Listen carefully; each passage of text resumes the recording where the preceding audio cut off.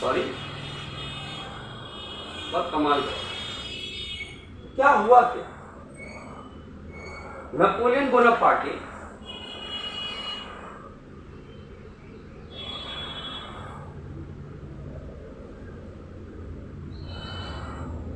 And nationalism,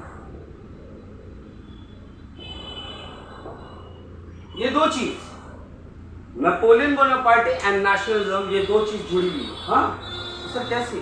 राजा और nationalism. हाँ, France में नेशनलिज्म आया, और सिर्फ फ्रांस, सॉरी मैं फ्रांस ही क्यों बोल रहा हूँ, ऑफकोर्स पहले तो फ्रांस में आया ना, France in the entire Europe nationalism में जो इंटेंसिटी आया, ठीक है ना, और जो ये नया टाइप का मॉडर्न नेशनलिज्म आया, ये आया नेपोलियन की वजह से। उसका भी हाँ, not just Napoleon Bonaparte but also the French revolution of 1789 and Napoleon Bonaparte's empire. जहां जहां when Napoleon Bonaparte turned himself into king, what he did?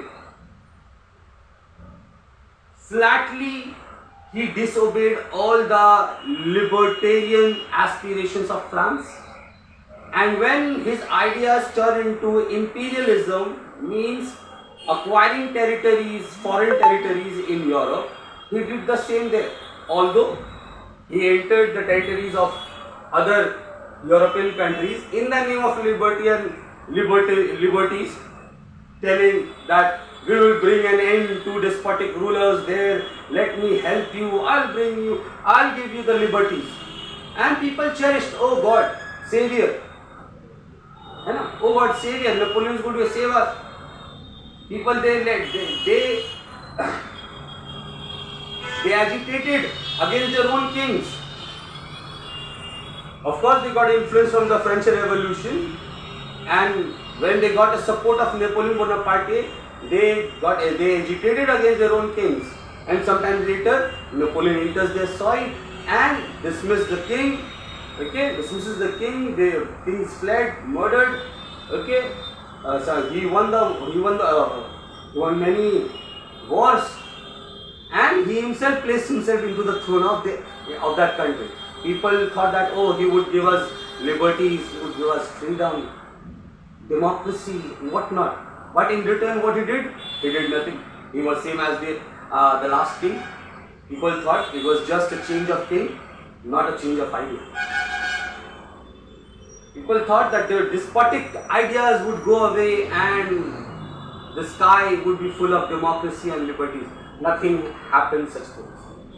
Napoleon just hooked himself on an excuse, entered the soil, and later on he was the same as the previous despotic rulers. Okay. What happened? Same in France and other countries. Now people disliked this very idea of the king. They started believing that not to believe in kings anymore. Right? Not to believe in kings anymore. They're all the same. They're all the same. Right? They're all the same. In spite this new nationalism towards means loyalty towards their soil, loyalty towards their alike brothers, alike countrymen grew. Now they wanted no more kings. They wanted to be loyal, subdued towards their country, not to any throne or throne bearer. No one. This nationalism arose. Who? Ultimately who? Who was the reason? Napoleon. Napoleon was the reason. Who? Napoleon in his dream would have not thought that his act of becoming a king would eventually bring emotion into people of Europe, including France, of having no more kings now. Right? Having no more kings. One second.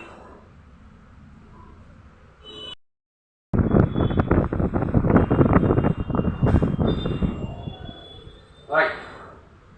So we understood this part. I think we understood this very clearly. Now, what happened? The next point you will follow is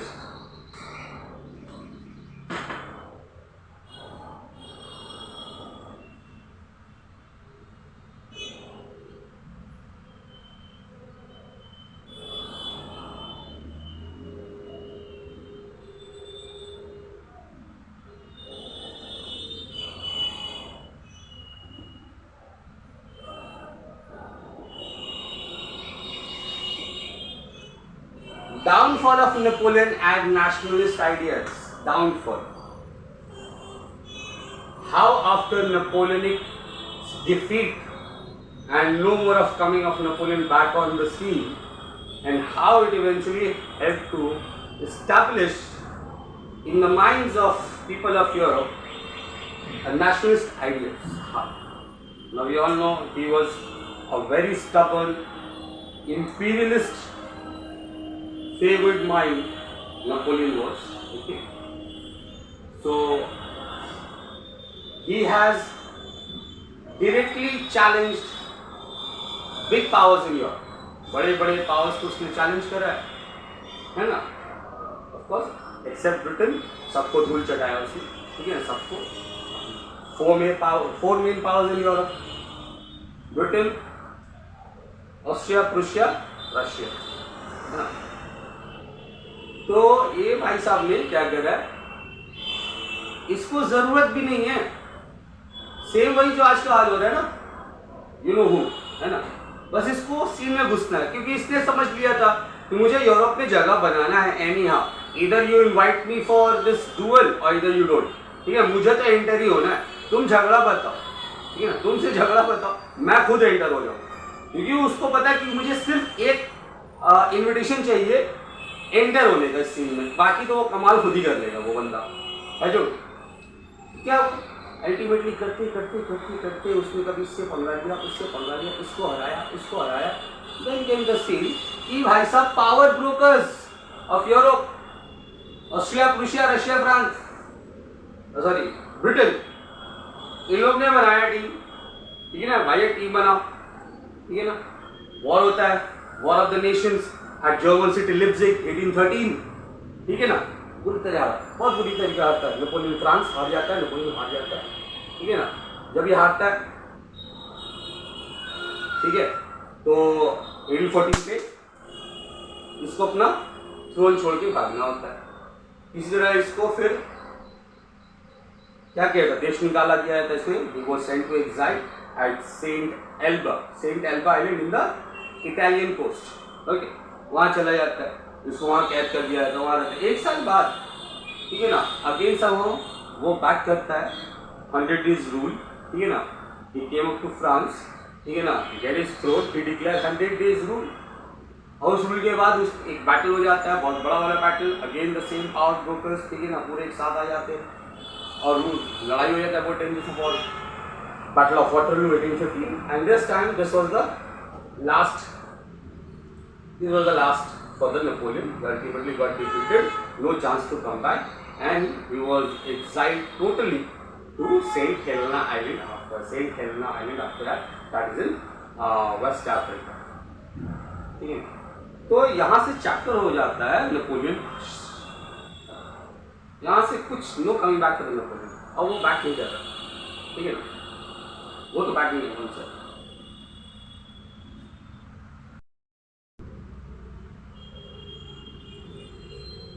So this was the downfall of Napoleon. Ultimately got defeated in the Battle of Waterloo in 1850. Separate Leipzig का भी होता है, ठीक है ना, battle of Leipzig या war of the Nations, यही बोल सकते हो. 1813 में 2 आइलैंड में उसको पहली बार जो मिला गया वो सेंट एल्बा आइलैंड था, और दूसरा आइलैंड सेंट हेलेना. ठीक है ना, जहाँ पर वो अपना लास्ट उसका. ठीक है ना. एंड द नेशनलिस्ट आइडियाज, यहाँ पर यहाँ बस ये समझेंगे नेशनल आइडियाज. आप समझो ना, आप समझो कि आपका लेन है, आपका मोहल्ला है. ठीक है ना, एक बदमाश है भाई, एक बदमाश है. ठीक है ना, बड़ा ही बदमाश है. ठीक है ना, मैं सीरियस नोट पे जाता हूँ. एक बदमाश काफी लंबे समय से उसके बदमाशी कर रहा है मोहल्ले का. ठीक है ना, बात है कि वो भी यही पैदा हुआ, वो भी यही जन्मा, पढ़ाई लिखाई और मतलब बहुत बड़ी बात, बहुत बड़ी. इससे आप बड़े हुए हो रहे हो लोग. ठीक है, मतलब ये चला जाना कहीं तो भाई शांति हो जाए, गंगा नहा ले आदमी. तो जब एक वो बदमाश चला जाता है ना, आइदर ही इज ऑफ और ही लेफ्ट द सिटी और somewhere he went out, he went to jail. लोग क्या लेंगे, राहत का सांस. क्यों राहत का सांस? क्योंकि ना इसके प्रेजेंस में ना लोग ना बुराई भी अगर करेंगे तो पीठ पीछे कर पाएंगे। क्यों भाई, सबके पास नहीं है वो कलेजा। सामने कैसे बोले बदमाश का, भाई तू बदमाश है, ये ना तू बदमाश है, बात समझ, तू बदमाश नहीं बोले कैसे बोलेगा, फैमिली मैन है ना, सबके पास नहीं है। And this crook he knows that how to play, उसको मालूम है कैसे play. They will get you in the corner, give you डूश डूश, ठीक है ना, शांत। They will not come in the crowd because they know they can't handle the crowd, ठीक है ना। They come in private, give you डिश डैश डूश, आप सॉर्टेड, बाकी लोग डर गया, बस, ठीक है ना। लोग अपनी चाहत ना बाहर नहीं निकाल पा रहे थे। सेम हैपेंस जब नेपोलियन गिरा, ठीक है ना, नाउ पीपल स्टार्टेड, अब नेशनलिस्ट आइडियाज खेले। क्यों? पुराना खानदानी राजवंश रहा नहीं, जो नेपोलियन खुद के अपने बलबूते पे राजा बना, अब वो भी नहीं रहा। अब तो चलेगा भाई नेशनलिस्ट आइडियाज, ठीक है ना। अब अपने जैसे लोगों को इकट्ठा करो, कहीं बाहर है तो लेकर आओ, फॉरेनर्स है उसको भगाओ, है ना, नेशनलिस्ट आइडियाज का चलेगा, ये लेकर है सीन, ठीक है, अब इसका चलेगा। बट होता ऐसा नहीं है, ठीक है ना, ऐसा तो होता ही नहीं है। और नेक्स्ट पॉइंट बताते क्या होता है।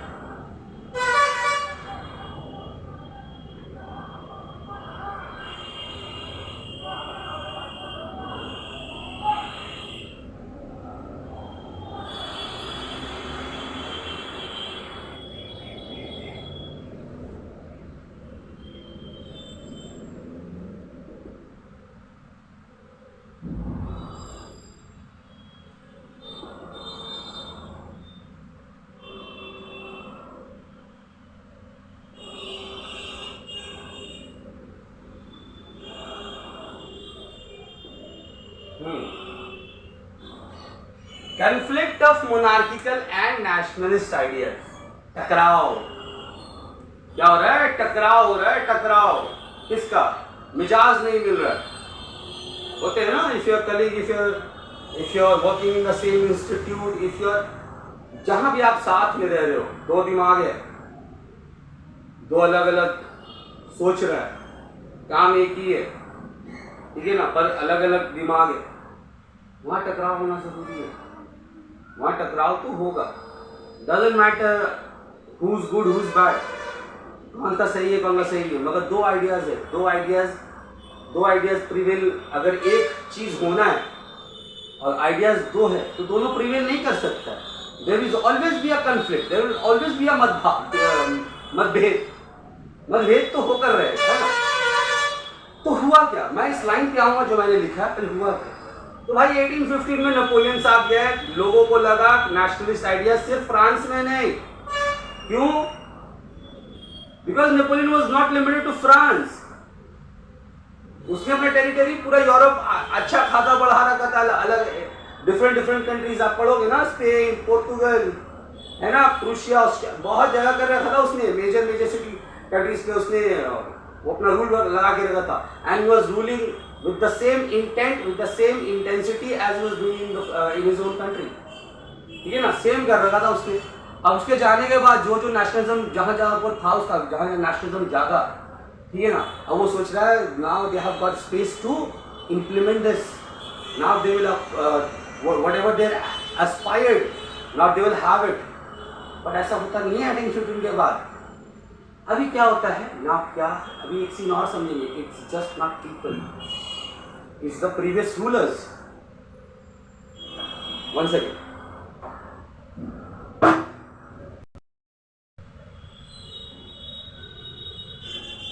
Okay, so I was telling you nationalist ideas लोगों में आया, ठीक है ना, नेशनलिस्ट आइडियाज जो लोगों में आया तो क्या हुआ था, लोगों ने जो मैंने बोला अभी है ना, एस्पिरेशन से हो जाएगा। 1850 नेपोलियन चला गया, बट सिर्फ लोगों में नहीं, not, it was not just about the people. Now who are the contenders? The old monarchs, वो जो पुराना सत्तापति थे, जो पुराना राजा लोग, जो उन सब फ्रांस में पहले थे, और वो सारी कंट्रीज जिस पे नेपोलियन आ गया था रूल करने, है ना, वो लोग तो रिमूव हो चुका था, फ्रांस में ऑलरेडी हो चुका था, है ना। Now they want to come back, Now the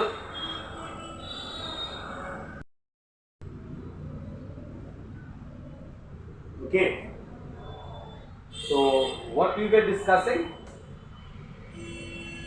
We were discussing the downfall of Napoleon, and aftermath of the Napoleon, there came the brewing of the nationalist ideas among the common peoples, among every classes of Europe and European countries. ठीक है ना, कैसे Napoleon के मरने के बाद या जाने के बाद, सीज हटने के बाद लोगों में नेशनलिज्म और उससे मिलने वाले बेनिफिट्स और लोगों के एस्पिरेशंस है ना, अब सच होता नजर आ रहा है कि चलो अब national ideas we would implement what we wanted, what we are long waited. Now there are no more kings, okay, there are no more monarchs and no more Napoleon, है ना. अब नेशनल आइडियाज की जीत होगी, this and this. But अब आ गया conflict of the monarchical and nationalist ideas. I was telling you, वो जो पुराने सत्ता में थे, सत्ताधीश, है ना, क्या हो गया? वो जो फ्रांस में थे 1789 से पहले चले गए, हट गया सीन से, है ना. France was declared Republic, constitution there effects in this got influence on other countries. फिर नेपोलियन आया, नेपोलियन उस अलग अलग फ्रांस में आया, फिर उसका इंपीरियलिज्म की वजह से अलग अलग देश में उसका रूल आया, है ना. फिर जहाँ उसने पुराने मोनार्क्स को हटाकर खुद वो किंग बन गया, अब वो भी नहीं रहा. बट वो वहाँ पर पहले राजा थे तो वहाँ पुराने मोनार्क्स तो थे. Now they are trying to come back होगा भाई उन लोग का, है ना. They are trying to come back. 1815 में these people, these class, this royalist class, this conservatives class, the people of old tradition, the followers of old governmentship, they want to come back on the scene again. There's no one who's going to evade, there's no one who's going to stop them now. You know, they want to come back. People like such, ऐसे लोग, है ना, ये लोग meeting करते हैं. Meeting का नाम है वियना कांग्रेस. सेम है 1815. उन लोग को मौका मिल गया ना, बदमाश नहीं है अब. उन लोग की नजर में बदमाश कौन? Napoleon. There is no more Napoleon. They feared Napoleon. कि नेपोलियन कह रहे थे कैसे, अब नेपोलियन नहीं है. तो ऐसे लोग ने ना मीटिंग का नाम है Vienna congress. Now people thought, the common people of Europe, they thought okay, there is meeting, they will also get their share, they will also get their aspirations turn into reality. These people who are doing the meeting, they will also get something in return. Nothing, kuch nahi mila. What happened? All these people, they belong to the same class, the conservative class, the monarchs class, the ex-monarchs. They only wanted to acquire their throne back, and that would happen. You know, that would happen. The old monarchs of France, the Bourbon family, the Bourbon monarch, they got established again on the France. The House of Orange, Netherlands में आ गया, Holland में आ गया. पुराना जो राजा हट गए थे, जो monarch हट गए थे, वहां फिर से उसने अपना establish कर लिया. You know, by telling what? By telling that they have the right to legitimacy. राज करने का हक उनको, ठीक है ना.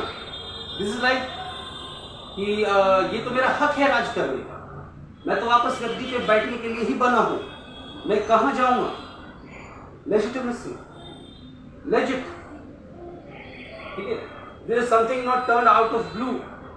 This was the old fashion. This was the fashion, and this is what they came of here, right? Because of the right of legitimacy, they have the right to rule. They are coming back on the scene. अलग country में जहाँ से वो लोग हटाए गए थे, वापस से वो लोग आ गए.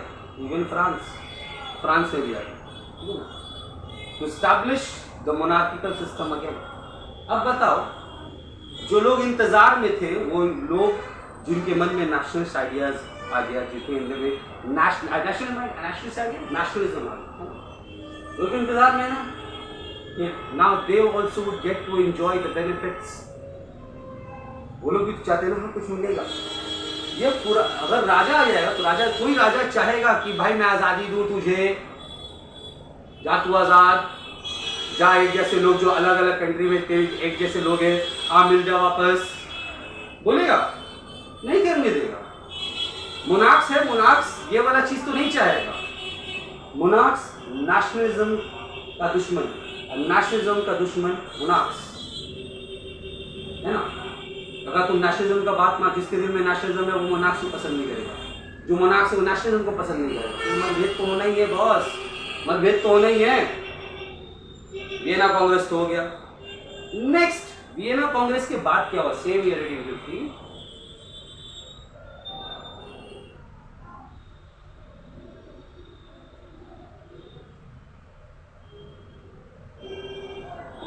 द मेटरनिक सिस्टम, ये अलग है।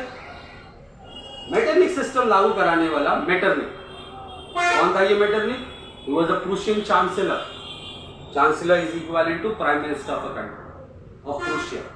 प्रूशिया में किंग है ना, प्रूशिया में किंग है, प्रूशिया का मतलब किंग आ गया। उसका prime minister Metternich, a very absolute determined person, he believed in the old traditional governmentship, he believed in conservative system of government, he believed in monarchs।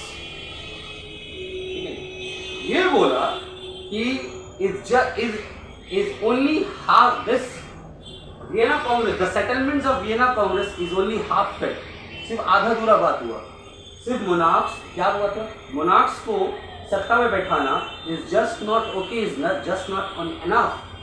He understood that now people all around Europe has been invested with the feeling of nationalism, and wherever, जहाँ पर भी ये nationalism आया है, they will not let the monarchs rule.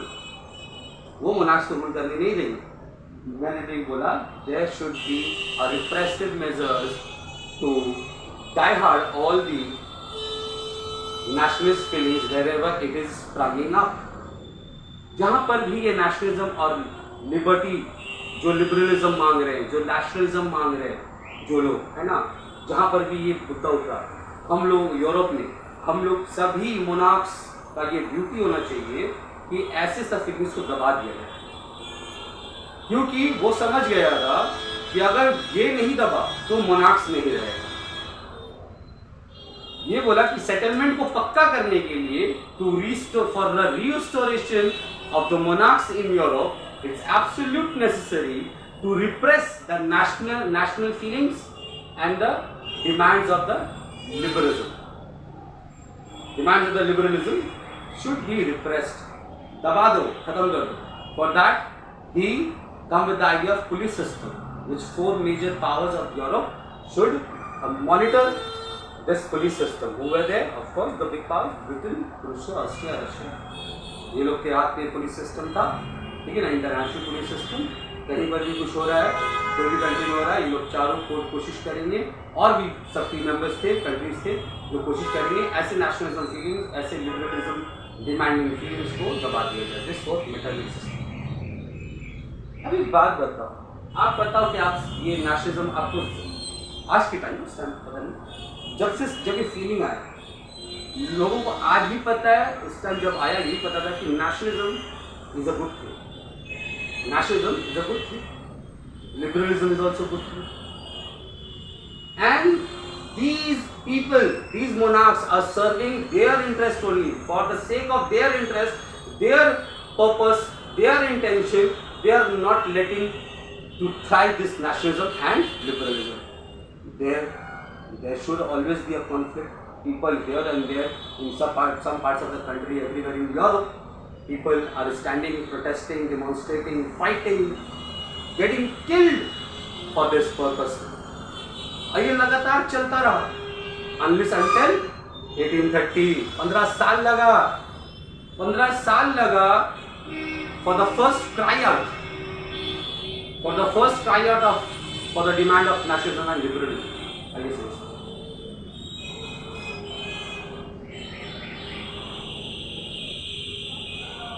इसके बारे में क्या समझेंगे? अभी मैंने समझाया ना, तो हुआ क्या, ठीक से समझेंगे। ये तो चला सर 1815 तक मैंने बता दी कि मोनार्क्स को क्या चाहिए, मोनार्क्स को प्रेस्टीज चाहिए, they want the old days, they want their old interest, they want the wealth, luxury, the power, the way it was. पर यहाँ वो भूल गए कि लोगों में अब वो पुराना वाला नहीं है जहाँ लोग राजा को कुछ नहीं बोलते थे, जहाँ राजा जरूरी होता था सोसाइटी में, raja was on the apex of the society. Now people are turning, people desire something else. What?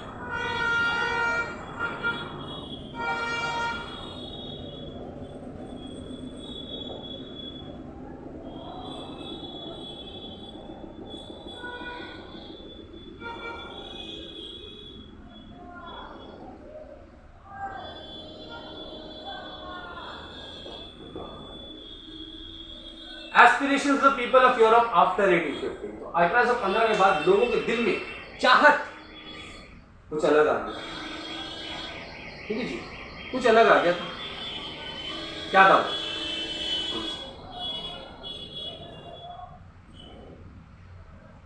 क्या था वो जो आ गया? This feeling of nationalism aroused in their hearts। ठीक है ना?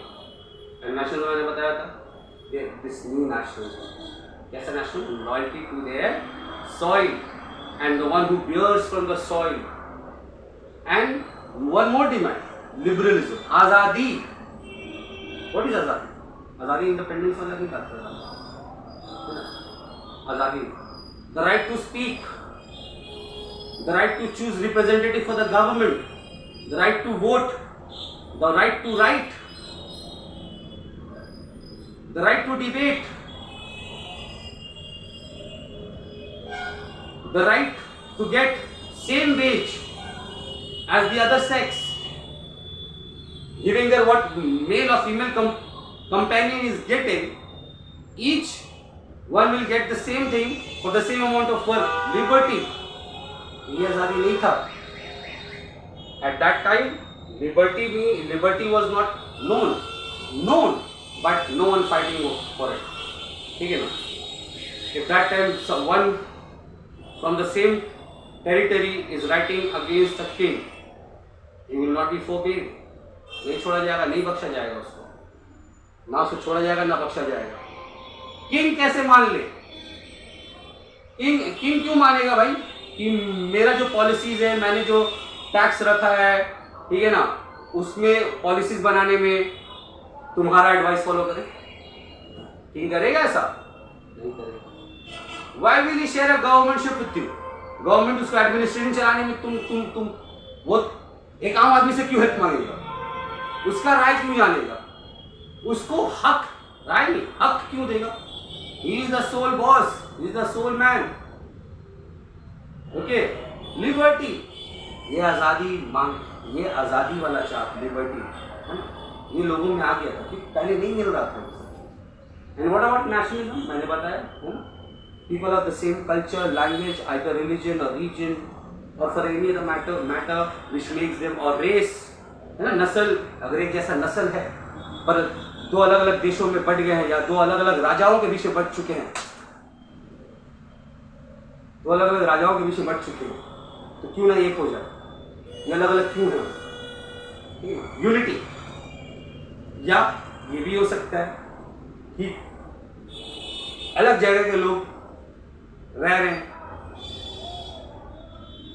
ठीक है ना, अमालगमेशन हुआ है भाई, अलग करो हमें, ठीक है ना, फॉरेनर्स गो बैक। जैसे what happened with India in 1947, we slayed out British, right? British निकाल दिया हम लोग ने, British government, we got independence. We don't get unity but we got independence. Unity भी हुआ, right? We got the unity of states which was back then was separated by different rulers। We know the history of Hyderabad, Kashmir, right? ये लोग अलग अलग थे. And many other states, 521 or 522 different ruling states were there. All came under a purview of one union of states. Thanks to Sir Vallabhbhai Patel Sahab, okay, the Iron Man of India, because of his hard work, because of his belief, है ना. Today we are not, we are India and we are the Union of States. ये हम लोग पहले हम लोग independence पाया, फिर हम लोग ने यूनिटी करवाया. तो ना ये कब हुआ? Because one man thought and share the vision with others, that is nationalism. तो नेशनलिज्म के अंदर दो चीज हो सकता है. Either we want to get independent from a foreign rule, or either we want unity of the same people alike. एक जैसे लोग एक जैसे होते हैं, unity. Okay, these were the aspirations. So two aspirations. Nationalism, जिसके अंदर इंडिपेंडेंस और यूनिटी हो सकता है, यहाँ लोग डिमांड कर रहे हैं. और दूसरा फीलिंग था जहां पर ये नेशनलिज्म अचीव हो गया, चलो नेशनलिज्म की वजह से या तो इंडिपेंडेंस या तो यूनिटी, दोनों में से कोई एक अचीव हो गया है. Next struggle was to fight for liberalism, है ना भाई. Right to speak, right to vote, right to have a share in governmentship, right to legislature, these sort of things. So two aspirations of the people of 1815 वो आ गया था. वो तो मन में चाहत आ गया था. वो क्या? वो दो, एक नेशनलिज्म, one was नेशनलिज्म जिसके अंदर या तो वो यूनिटी चाह रहा है या तो इंडिपेंडेंस चाह रहा है. और जहां ये दो, या जहां पर ये नेशनलिज्म का पर्पस अटेन हो जा रहा है, मिल जा रहा है, वहां नेक्स्ट स्ट्रगल, नेक्स्ट फाइट क्या और मांग रहे हैं वहां पर?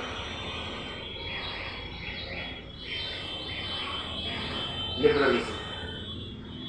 लिबरलिज्म. एक बात क्या उस टाइम का राजा ने बोला होगा let's do election, let's choose king? कैसा होता है? किंग्स चूज किया जाता है? नहीं. तुम अगर राजा हो 18th century, 17th century, 16th century का, कोई प्लेस का, तो तुम किंग हो. तुम्हारे जाने के बाद या तुम्हारे रहते हुए जब तुम्हारा मन हो कि चलो रिटायर हो जाता हूँ ना, और तुम किसको, तो अपने फैमिली मेंबर को बनाओगे तो रूलर, या तुम वोट करवाओ, चलो let's do elections, let's have a constituencies, wards, let's have a symbols, let's bring parties, different parties, है ना, go vote for whatever parties you choose for. ऐसा नहीं होता था ना बॉस, ऐसा नहीं होता था. ठीक है ना. तो this is liberalism came. This is where liberalism came. I have a right to choose my ruler, I have the right to choose my representative. I should have a democracy. Our country should have a democracy, right? And for that we need, and for democracy, for liberalism, we need democratic institutions like elections, right? Legislatures. ये सब चाहिए. ठीक है ना? समझ में? तो एक बार नेशनलिज्म का पर्पस अचीव हो जाने के बाद लिबरलिज्म पे घुसा. ठीक है?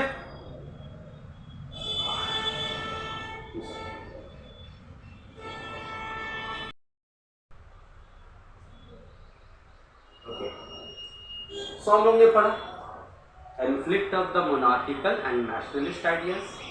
क्यों मोनार्किकल और नेशनलिस्ट आइडियाज में कन्फ्लिक्ट, मतभेद हुआ, है ना, मनमुटाव हुआ. और तब जब नेपोलियन गया, एक तरफ मोनार्की वियना कांग्रेस करके वापस से सत्ता में आना चाह रहा है और आ गया, और दूसरी तरफ वो लोग नज़रअंदाज कर गया कॉमन पीपल लोग का एस्पिरेशंस 1815 के बाद. ये दोनों 1815 नेपोलियन के जाने के बाद हुआ. ठीक है ना. तो क्या होता है, क्या फिर सर, अब ये तो महासंग्राम चलेगा सर. सरकार देना नहीं चाहती है आज़ादी, यहाँ लोग लड़के लेंगे आज़ादी कर रहे. आप देखते क्या होता है.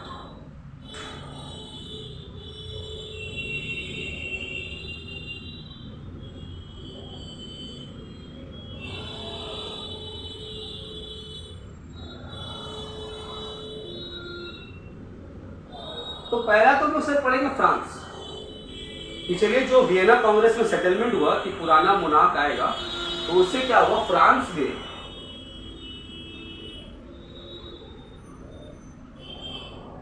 द बोर्बन फैमिली,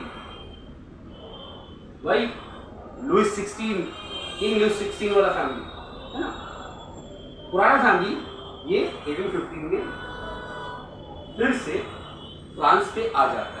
और कौन सा किंग आता है पहले, किंग लुइस 18, किंग लुइस 18 आता है, ठीक है ना, 1815 क्या आता है, ये आता है और ये समझता है कि लेट्स डू वन थिंग बस, आई अंडरस्टूड, ठीक है, that France is likely going from a scene where they require no more kings. Already they have written their constitution. They had their way of governments. They are running a governments. Napoleon somehow came onto the scene.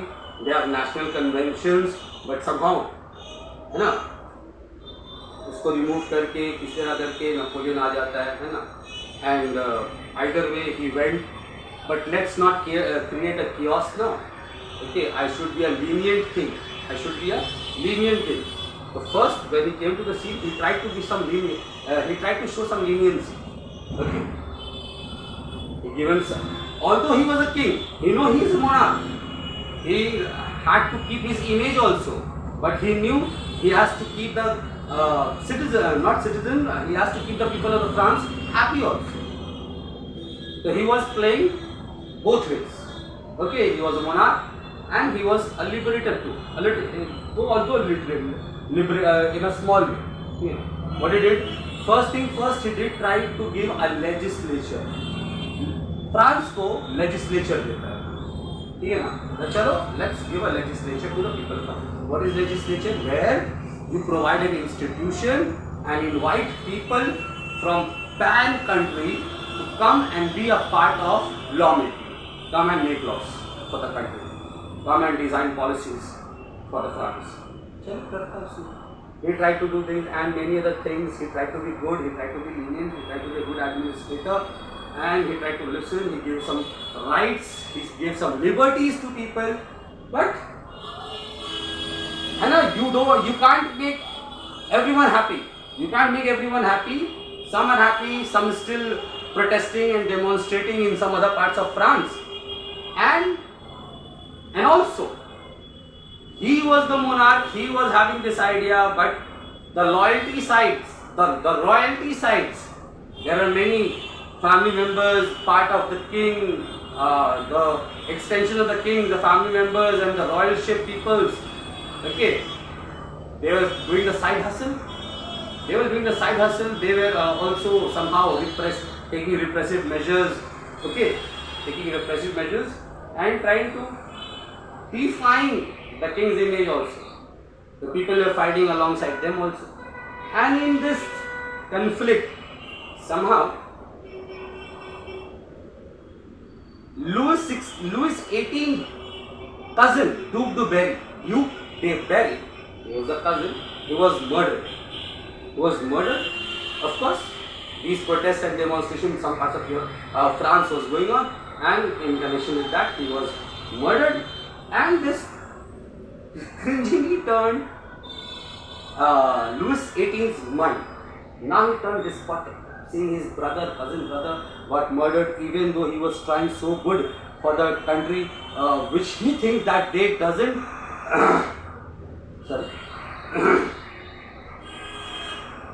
That these people doesn't have the right to get these things of perks and privileges, but still I'm giving to them, and they have such guts that they will murder my cousin. They will come to such position that they will come to such heights, even murdering to royalists. Now for this, from liberal king, he turned despotic. And was such like that. He rebuked all the privileges, and slowly he turned despotic and continued till 1824. He continued till 1824, from 1850 to 1824. It will continue. Later on, when he died, his brother Charles X, his brother Charles X on the, उसका भाई Charles X है ना, he came on the throne in 1824. Coming the time he acquired the throne, from the day first he announced very openly, he is not like his brother, man. He is not like his brother. He is not very lenient like his brother. He is despotic, and he showed this with all his whatever he can show with that. उसने हर तरह से समझा दिया कि भाई देखो ऐसा है कि मैं अपने भाई की तरह इतना lenient नहीं हूँ, इतना liberal नहीं हूँ. I am not going to provide you all this perks and privilege what you used to get in my brother's time. ठीक है, I'm a monarch. I'm a bad monarch. है ना, bad. ठीक है. And with this he hired one polyglot. Now what is one polyglot? What is one polyglot? Now in France, we all know France. What France in all over Europe. But firstly, I will talk about France. Since it's from medieval times. Okay, so we all know the classes of France. 3 states. Okay. First state belongs to the church. They have to some degree, they have they have equivalent powers to that of a king. After king, they come. They have some sorts of powers, they have privileges, they were exempted from taxes, they acquire lands, they don't get to pay tax from there, they acquire lands for free, right? And they have 1,000 years history. Church used to be a power broker in France. Church used to be a power broker in France. What happened with that? It happened nothing. Church used to be a power broker. But as you all know, with with this first revolution, what happened? Church and the nobility lost all its power. They lost all its power, right? But they lost the power, but doesn't mean that family is over. Family is still there, waiting for the good time to come. And this was the time that Charles brought this one family. The family comes with the name as Polignac. They have 1,000 years history. Okay, of running a church which was more powerful, which was very powerful in France. There were multiple church schools, house of churches, which were very famous in the manner of their seniority, in the manner of their whatsoever. Okay. And Polignac has a history of very stubbornness, of how they control power, how they control people, okay, how they ruthlessly suppress other third estates. Assuming that, and as you know, Charles X को वापस लेके आना था, वही पुराना traditional old days, उसको सोचा class division वापस लेके आया जाए. With this it started with hiring one man from this Polignac family, one Polignac, and entered him into the administration and made him his minister. As soon as this Polignac becomes this minister, he does his thing. Okay, he does his thing, and very beautifully. And what might people expect from him? Of course, ruining the aspirations of the people, turning the common man, which is now common man of France, again back to the previous class. Now, okay, back to the previous class. Now they belong from a class community. He started designing his repressive measures, suppressing the demonstrations, suppressing the protests. So first, he took various measures where people didn't like him. Like him what? They hated him. But I told you already that King Louis XVIII has already presented France with a legislature assembly. That was not, hadn't gone. It's still there. France was under administration. The king is also there. Legislature is also there. And during Charles, it was also there. Now seeing the behavior of one Polignac and understanding the intention of Charles, the liberals representative जो legislature में जो अलग अलग representative थे, उसमें जो liberal ideology वाले लोग थे, है ना, जो अच्छे लोग थे, लिबरल आइडियोलॉजी वाले लोग थे, ठीक है ना, उन्होंने क्या बोला ना, this man will not work out, this man will not work out, ask for the resignation. ना, लेजिस्लेचर में ऐसा नहीं होता कि हाँ एक गिलास पानी दे दो, हाँ ये दे दो. There is protocols, right, there are protocols to follow. क्या होता है? Now, of course, when a policy is on the when a policy is on the run, what happens? We take a vote. Charles understood that their numbers are maximum. If there's going to be a vote for resignation for one Parliament Act, certainly the Liberals will win. What happened? Now there was a veto power with the king. What veto power? He can dissolve the whole legislature. He doesn't mind if the king's own people are going to be dissolved with it. It's all right. But with this, the resignation of the Parliament Act can be sustained. Okay. The stopping of the resignation of one Parliament Act can be sustained, right? And he did. He dissolved the whole legislature, the king. But what advantage did the Charles have? Since he is no more the part of the legislature, one Parliament Act, he is not part of the legislature, but he is still the minister of the king, right? And what do we know about the king? What do we know about the legislature? That if legislature is not, from the civics we know that if the legislature is not in the session, then whoever the topmost minister, in our case president is there, in their case prime minister was there. So what happens? Because in our country when the legislature is dissolved, president can issue order. That order is termed as ordinance, right? It's an emergency order which can be taken by a president in case the legislature is dissolved. Likewise, from the advice taken from Charles X, Parliament Act issued an order. Of course, you all know what kind of order it was. It was all against the common people wishes. He redesigned the whole electoral system. Okay. Limited the constituencies, curbed the voting rights, restricted the press freedom. Constituencies जो होते हैं ना, उसको लगा कि भाई ये particular area, constituencies क्या होते हैं? एक एरिया, यहाँ से एक मंत्री आएंगे, यहाँ से मंत्री आएगा, यहाँ से, जहाँ से लगा ये देखो कॉन्स्टिट्यूंसीज बोलते हैं, यहाँ से लगा कि भाई यहाँ से तो इलेक्टर्स, लिमिटेड द इलेक्टर्स, ये यहाँ से ना वही आएगा, वही मंत्री बनेगा, उसने वहाँ का खत्म नहीं कर दिया, यहाँ से वोट नहीं होगा। और सवाल ये नहीं उठा क्यों? क्योंकि उसका भी तो लॉस है ना, तो वो ये लॉस सहने के लिए तैयार है। लिमिटेड इलेक्टर्स यहाँ तक वहाँ से आएगा तो फिर उसी का आएगा, और उसको क्या करना है? सिर्फ पार्लियामेंट मेजॉरिटी बनाना है। पार्लियामेंट में क्या करना है? मेजॉरिटी बनाना है, जैसे भी। तो उसने क्या किया? इलेक्टर्स को लिमिटेड कर दिया। आज ऐसा शायद पॉसिबल कहीं पॉसिबल हो जा रहा है, लेकिन उस टाइम पॉसिबल नहीं था। सवाल पूछना कि क्यों नहीं यहाँ से कॉन्स्टिट्यूंसी क्यों नहीं? फिर क्या किया? Voting rights. तो वोटिंग राइट्स कैसा होता था? यूनिवर्सल मैनूर सफरेज वाला हो रहा था, बट उसको हटा दिया। बोले प्रॉपर्टी राइट्स, जिसके पास इतना प्रॉपर्टी है वही वोट करें, सबके पास तो है नहीं। प्रेस फ्रीडम को छीन लिया। Because always, if you are criticizing an administration, where will you criticize? Through papers, through print media, है ना? न्यूज़पेपर्स पे कर्टन लगा दिया गया, उसका प्रेस राइट्स को छीन लिया गया, लिमिट कर दिया गया, बैन लगा दिया गया, ठीक है ना? लिमिट कर देना मतलब if you going to speak about this, you will be punished, you will suffer punishment. कौन छापेगा? कौन छापेगा? ये रहा।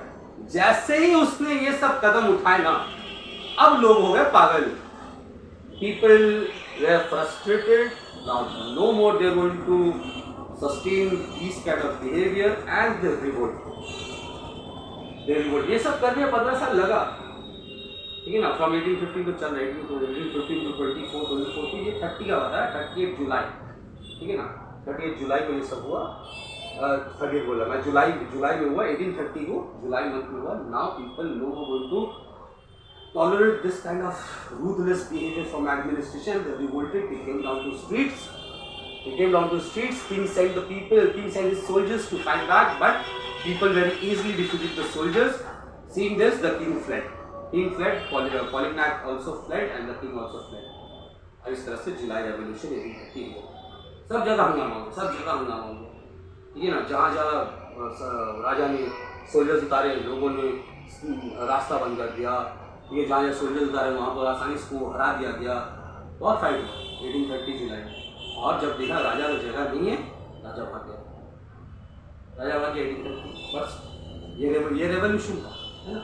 जब आम लोग सत्ता से लड़ाई कर रहे और उसमें सब मिलकर एक पर्पस के लिए करना चाह रहे, चेंज लाने की कोशिश किए, दिस इज कॉल्ड रेवोल्यूशन। और ये 1830 का रेवोल्यूशन हुआ, जिसको जुलाई रेवोल्यूशन, क्योंकि this came in July month of the 1830।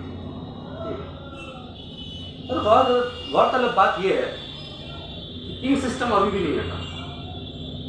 लोग कामयाब तो हो गए ये रूथलेस राजा को हटाना, ये डिस्पोटिक राजा को हटाने पे, ठीक है ना, but still they were very successful, ठीक है ना। Again one king came in place of Charles X, that was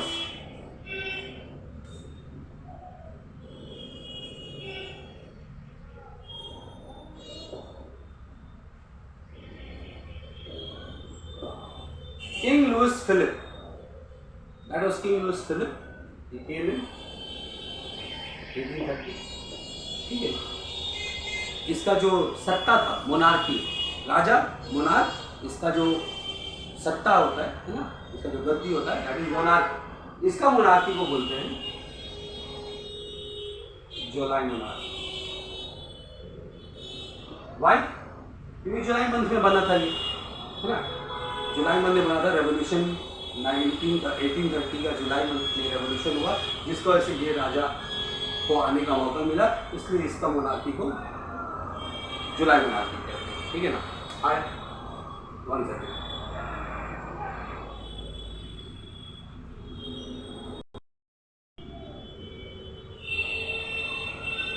so king Louis Philip 1830 में आते हैं और हम लोग देखेंगे इनका जर्नी कैसे 1848 तक रहेगा, चलेगा, और कैसे 1848 में यहाँ पर हम लोग देखेंगे फरवरी रेवोल्यूशन हो जाता है। फरवरी रेवोल्यूशन हो जाएगा 1848 में फ्रांस में, और यहाँ पर लास्ट में आकर फरवरी रेवोल्यूशन में कैसे 1830 से 1848 तक किंग लुइस फिलिप रहेंगे और कैसा ये उनका रूल रहेगा, और क्या वजह होता है कि इन्हीं के रहते हुए लास्ट में एक बार फिर से फ्रांस रेवोल्यूशन कर देते हैं किंग लुइस फिलिप के खिलाफ, और फ्रांस अब राजा मुक्त हो जाता है 1848 में, अब कोई मोनार्क नहीं रहेगा, और फिर से फ्रांस को सेकेंड रिपब्लिक, फिर से रिपब्लिक, इसको सेकेंड रिपब्लिक कहेंगे, इसको सेकेंड रिपब्लिक घोषित कर दिया जाएगा। तो मैं किंग फिलिप को नेक्स्ट पार्ट में जरूर ऐड करूँगा, ठीक है ना। Until next class, see you, bye bye.